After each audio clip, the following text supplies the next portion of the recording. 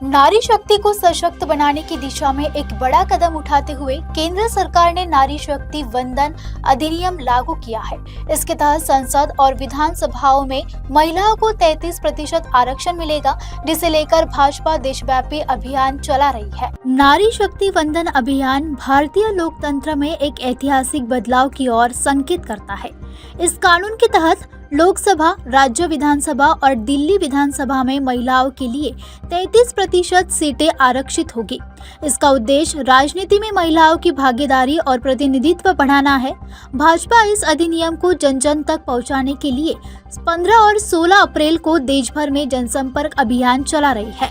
बीते वर्षों में महिलाओं की शिक्षा, स्वास्थ्य और आर्थिक स्थिति में सुधार हुआ है, लेकिन राजनीतिक प्रतिनिधित्व अब भी सीमित है।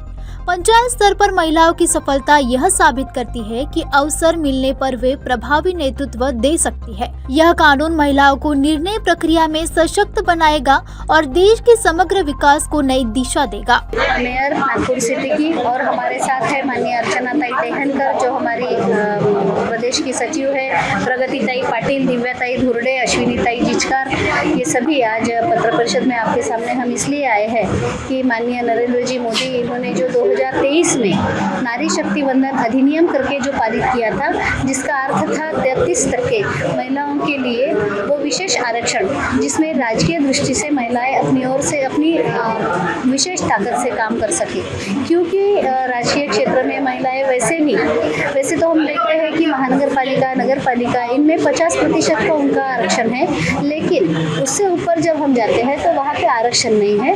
और फिर भी महिलाएं उन क्षेत्रों में भी काम कर रही है, फिर भी राजकीय क्षेत्र में, लेकिन 33% का अगर आरक्षण मिल जाता है तो 50% का ये जो समाज का हिस्सा है, जो महिलाएं हैं, वो बहुत अच्छी तरह से और काम कर सकेंगी। महिलाओं के लिए विशेष रूप से निर्णय ले सकेंगी। महिलाएं जिस क्षेत्र में काम करती है वहाँ जैसे जीडीपी बढ़ने के हिसाब से भी अगर हम सोचते हैं तो ये आरक्षण विशेष रूप से काम में आ सकता है, ऐसा मुझे लगता है। और माननीय मोदी जी ने ये सब कर लिया है। अब आपसे विनंती ये है कि ये जो कायदा पारित हो गया है, इसका विशेष प्रसिद्धि आपके माध्यम से हो। हम इसी के लिए आज की ये पत्र परिषद हमने ली है।